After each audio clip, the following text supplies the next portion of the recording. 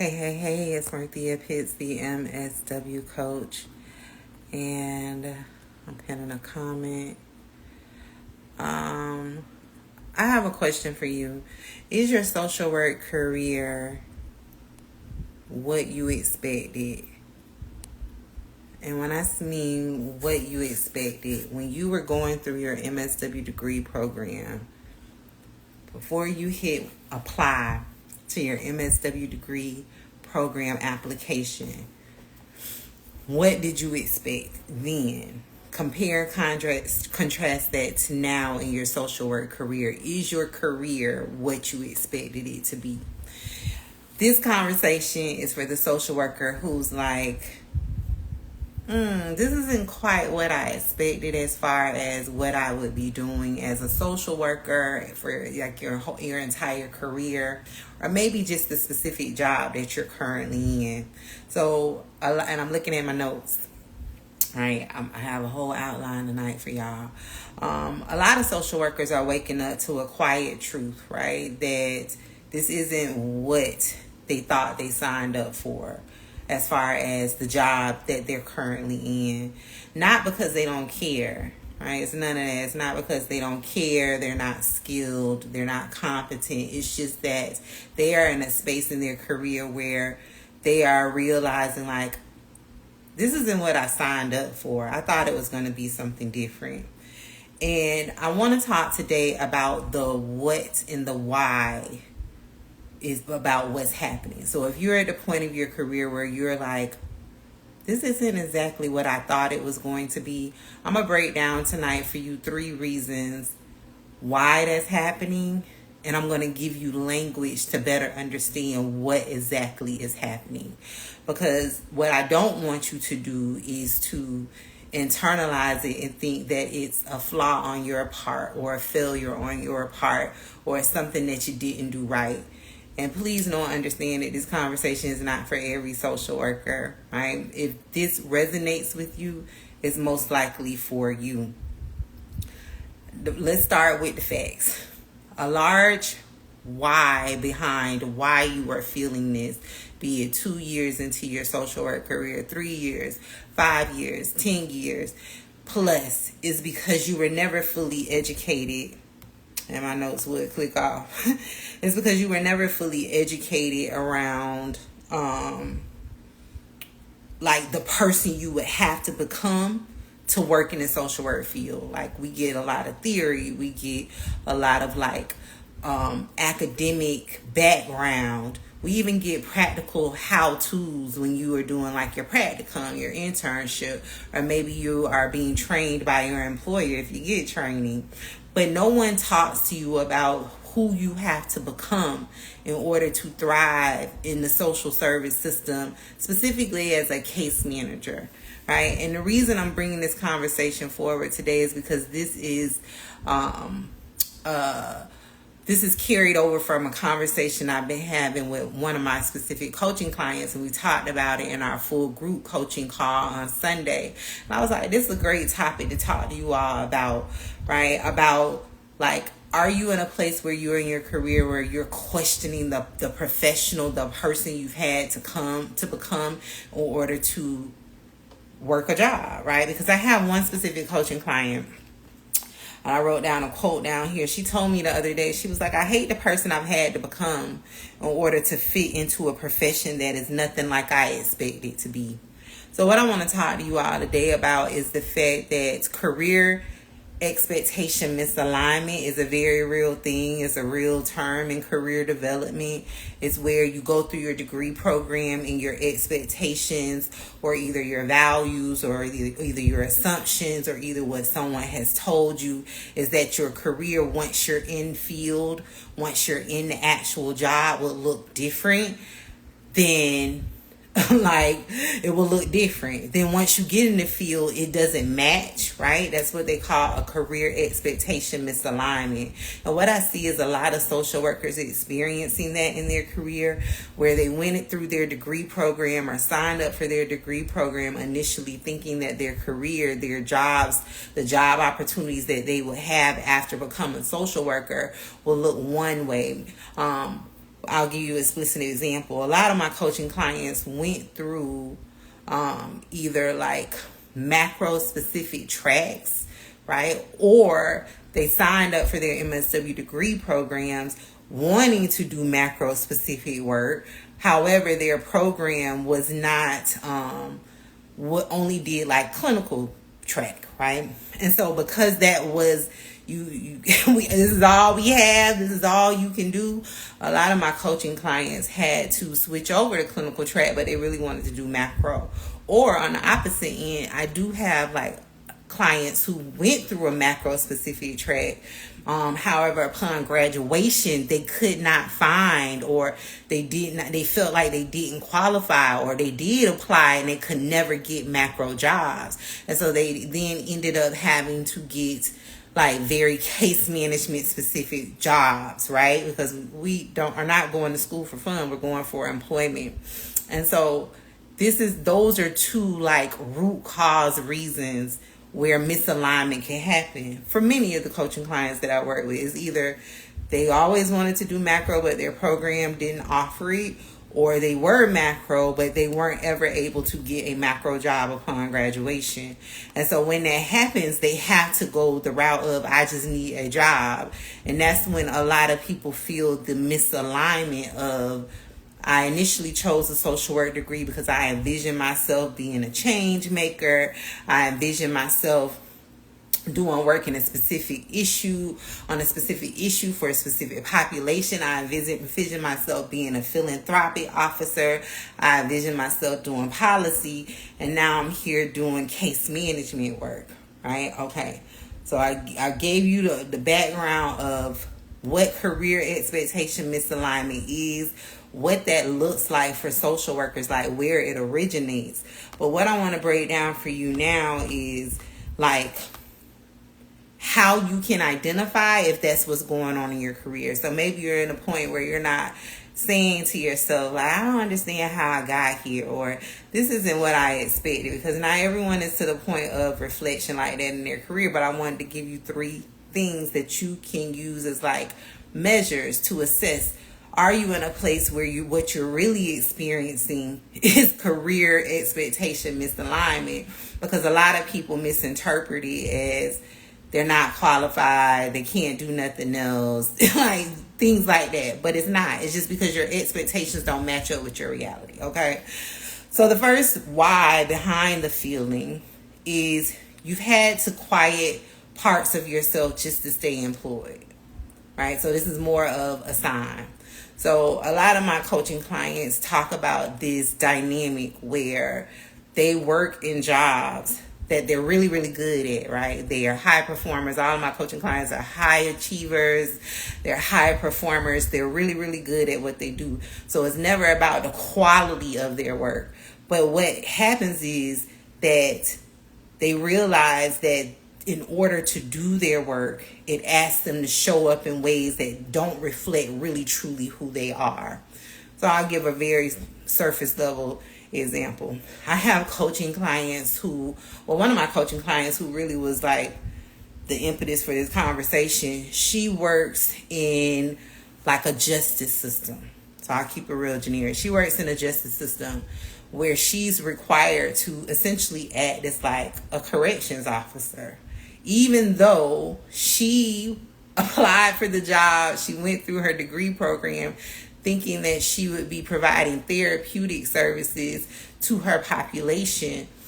The role, largely because of the way the federal government is changing, right? The justice system is undergoing a lot of changes. Her role has now morphed into essentially she's having to act as like a law enforcement officer. So she goes from a place of expectation of, I'm here to support my clients, to help them rehabilitate, whatever the jargon is in the justice system. I've never worked in the justice system. I just know what I know from my coaching clients, right? So if I use the terms wrong, it's just only because that's not my area of expertise. But she got in there thinking, I'm here to help these people that I love most rehabilitate. Now her job, which is morphed into something else, even from day one, right? She said that she's always had elements of the feeling of I'm not here to help them rehabilitate. I'm here to keep them in place, right?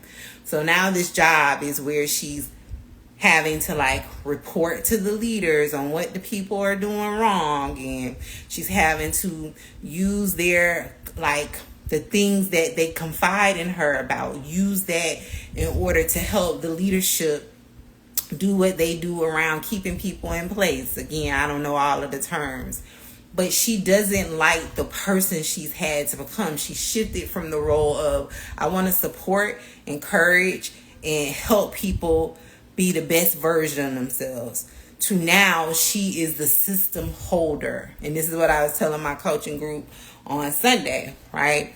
This is the paradigm shift. This is a sign how you know that you are a macro social worker. It's where when you are in case management work, and this is the paradigm shift that I experienced in my cubicle with 120 plus caseload of job seekers that I saw every 2 weeks in the American Job Center that I worked in, was that I am not really here to help people get employed.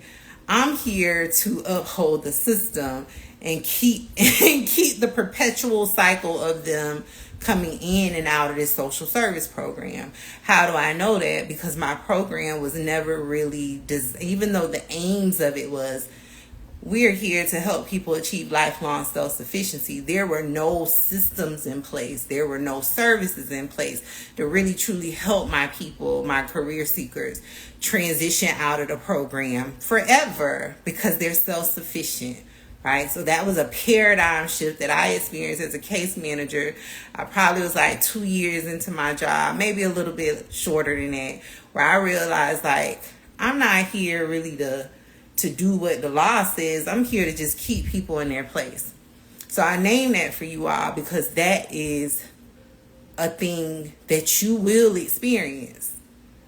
Oh, hey, Social Work Collection. Hello, I'm happy to see you on live again. That's right. We're upholding the systemic oppression as case managers. That's just facts. Yes. So when you experience that paradigm shift, it may not always be crystal clear. I'm glad you're here, Social Work Collection. I need your support.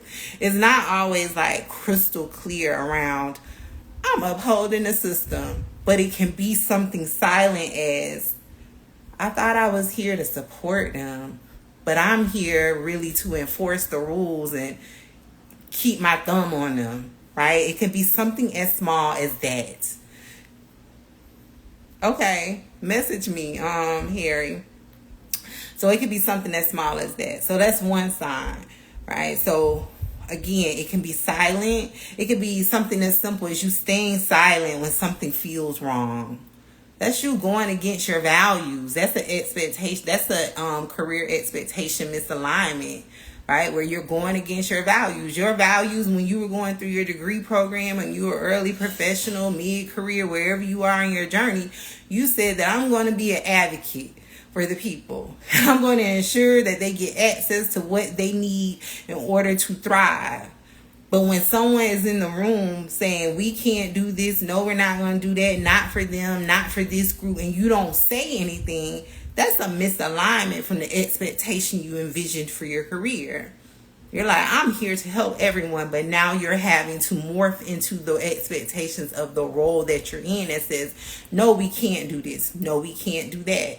And I used to experience a lot of that, right? The law that governed the program that I'm going off script. This is why I stay to the script. But the law that governed the program that I worked in as a workforce development career counselor said that we are able to provide them with transportation, like repair. Like if your car broke down, our program had funding to pay for their vehicle, to get repaired, to get them to work.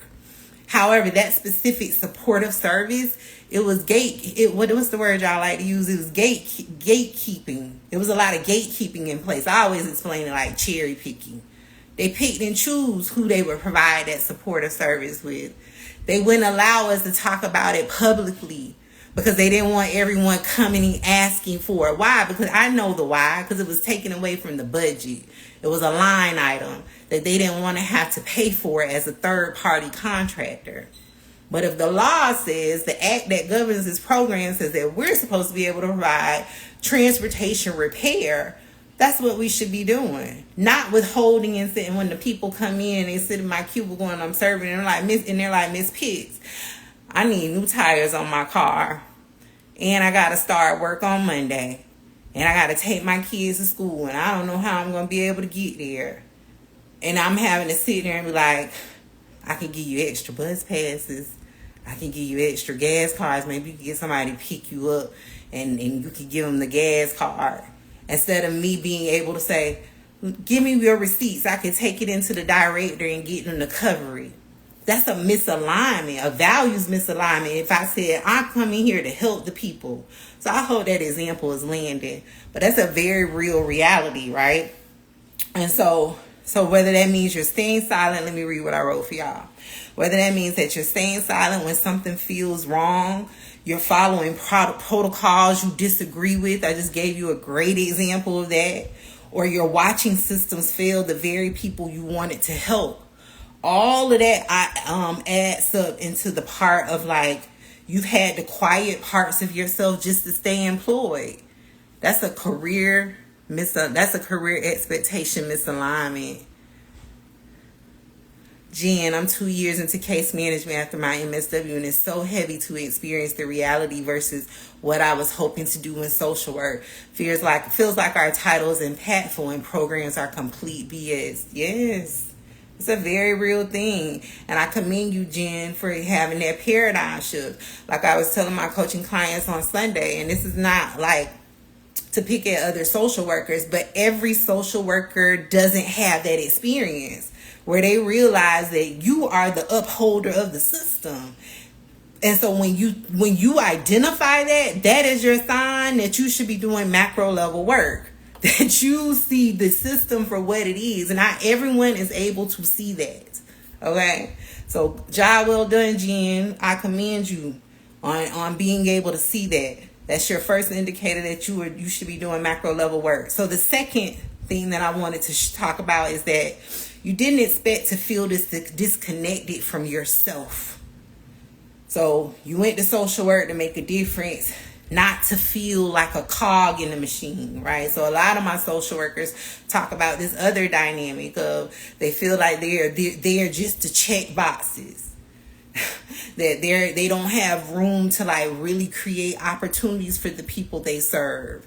That they have no say so in like, and again, they're not trying to say they want to run the organization. However, they feel like they have, the way they verbalize it is, I don't have any autonomy in my work.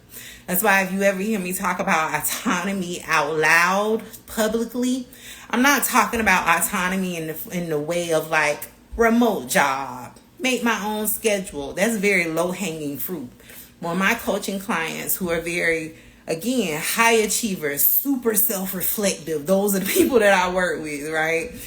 They talk about autonomy in the fact of they don't have the opportunity, the room, the capacity from leadership to add anything to what's being done.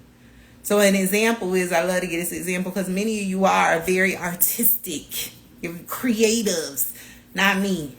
I think I barely pass arts and crafts, even though I want to take a pottery class, but that ain't my ministry. But for a lot of you are very creative people. You like to paint, you like to draw, you like to sew, you like to make things. You're a DIYer, right? And this is an example with the same coaching client that I'm talking about. She's a very creative person. In her free time, she loves to plan events for people. However, she's working in this job that's in the justice system where she's wearing, the way I talked to her, said it to her the other day, I said, you're wearing a gray uniform all day. You're sitting in a brick room. You're having to battle all day, every day with your colleagues, right? Because she's the social worker on staff. And when you're dealing with justice system people, anybody that's outside of social work, they don't understand like the approaches in social work. So she's having to battle with people all day. But then on top of that, when she works with her clients, she's not given the freedom to really serve them in a way that aligns with how she likes to deliver therapeutic services. She likes to infuse colors. She likes to allow them to draw, paint. She likes to allow like play therapy. Again, y'all know I'm not clinical. but she likes to infuse those things. However, because of the setting where she works in, she doesn't have autonomy. She doesn't have room. She doesn't have the go-ahead to be able to infuse those therapeutic practices, even though she knows that is what is highly successful with her clients. Right? She said, like, she knows her people, they love that type of therapy, that approach to therapy. But she can't use it because the organization that she works in doesn't allow it. So I say all that to say that over time, what that has led to is a disconnection from who she is. She's had to repress the creative that she is. She has to come into this place and not be like in color how she is naturally. She can't show any of that. She has to show up like she is a corrections officer. And so because of that, right, it leads you to questioning like how much of yourself you've compromised just to meet the expectations of the organizations that you work in.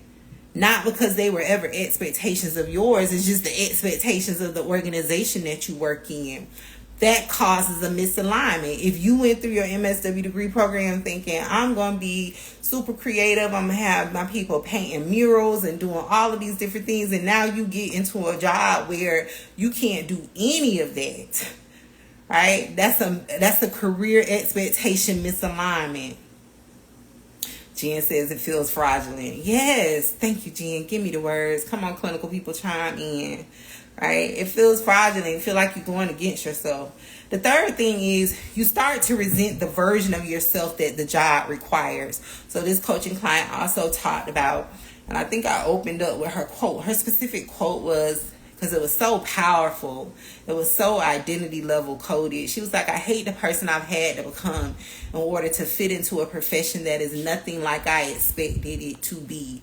And she was specifically talking about the organization that she works in currently. So the third why behind it is like, or the what is, you're starting to resent the version of yourself that the job requires. So again, maybe you're not walking through your career saying, this is not what I expected, or I feel misaligned. But maybe on a deeper level, you're like, I don't know if I like the version of me that I am right now. How I used to talk about it a few years ago was like, I used to talk about it from the level of burnout, right? And this is before I had better language about it. But how I talked about burnout and social workers, because I used to go through burnout myself, but I didn't know it was burnout. I didn't name it that. But what I would say is that, Siri is trying to talk. No, girl. But what I would say is like, you come home, you yell at the kids, you slam the doors, you kick the dog, you yell at the cat, you lock yourself in the bathroom. Those are signs that you are experiencing burnout, but also career misalignment. But on a deeper level, right now I have better language. My language has evolved over the years. Is you start to resent the version of yourself that your job requires. So an example of that is that how I could tell a social worker is experiencing burnout, and by no means am I a burnout expert. If you need a burnout expert, I can refer you to one. Is that if before becoming a social worker, you was sweet like sunshine and rainbows, but now 5 years into your career, your loved ones, the people really close to you, they're like, why are you so mean now? Why are you acting like that? Those are things I'm that not sure I understand. Siri, I'm not talking to you. When I want to talk to Siri, she don't talk to me. But things like that is what you need to pay attention to, right?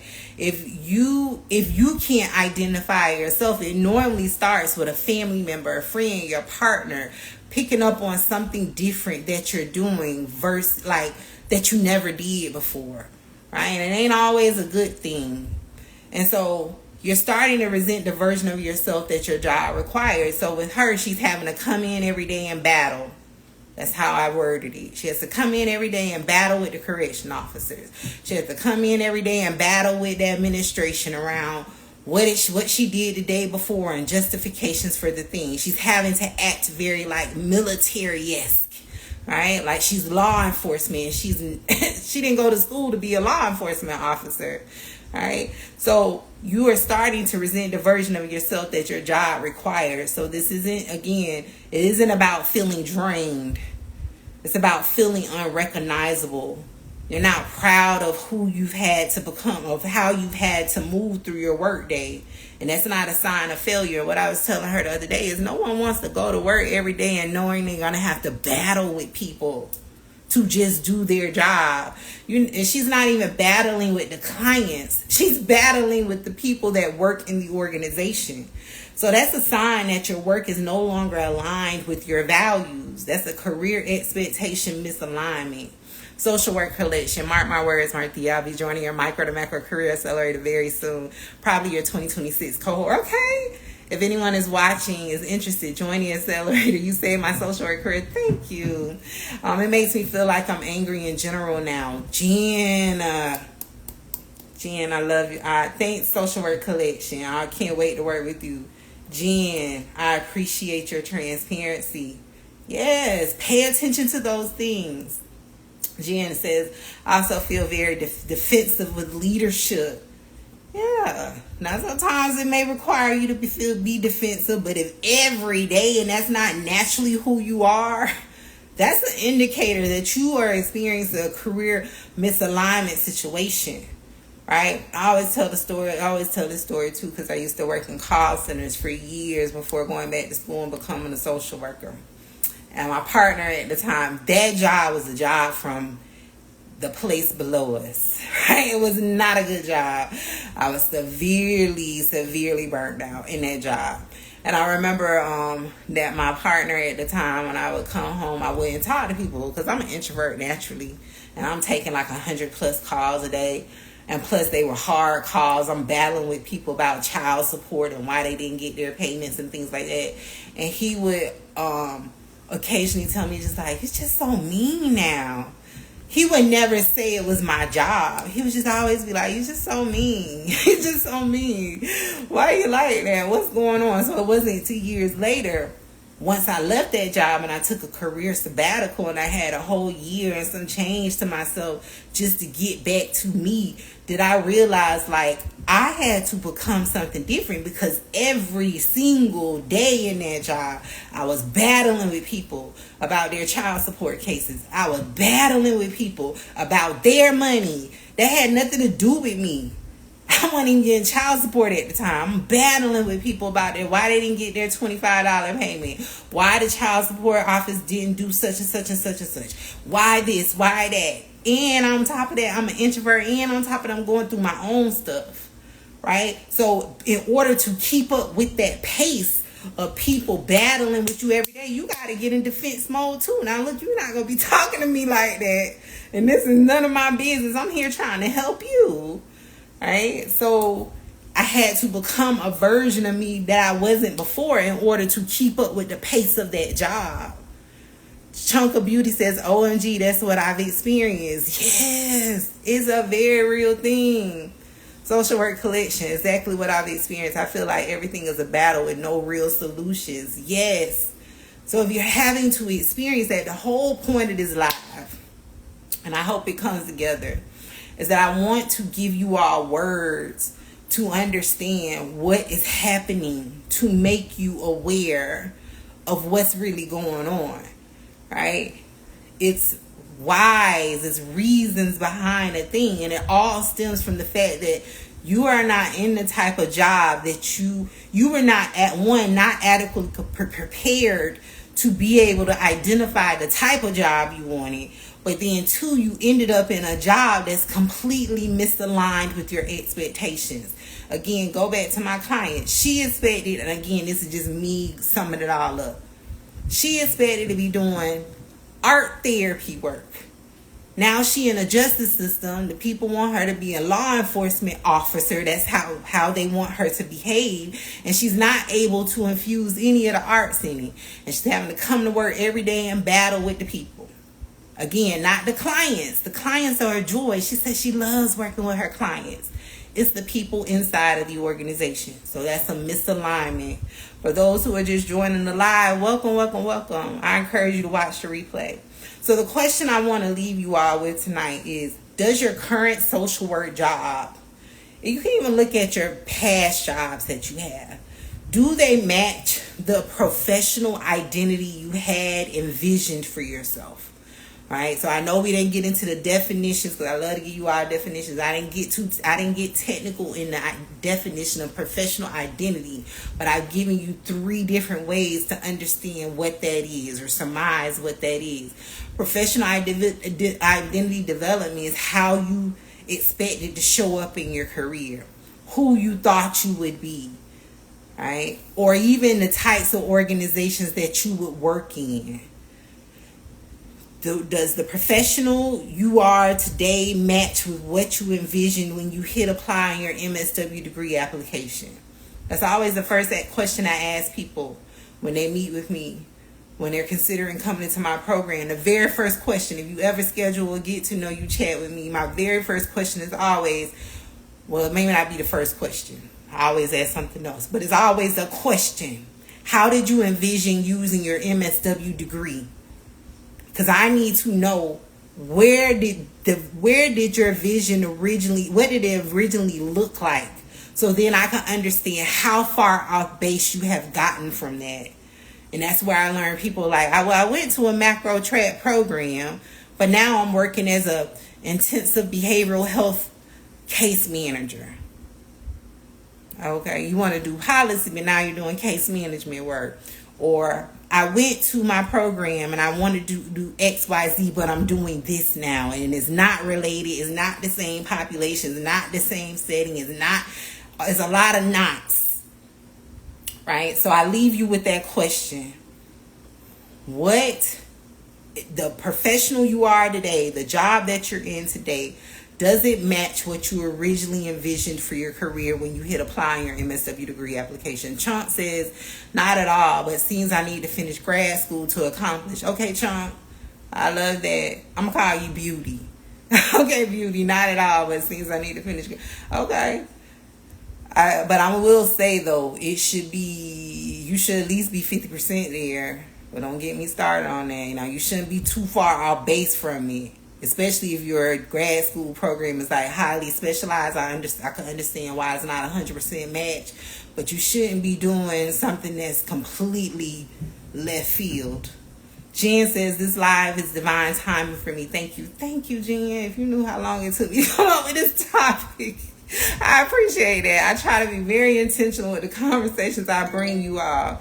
And I loved it. I always hope it lands with someone. I love that you are here. So that's the question I wanted to leave with you.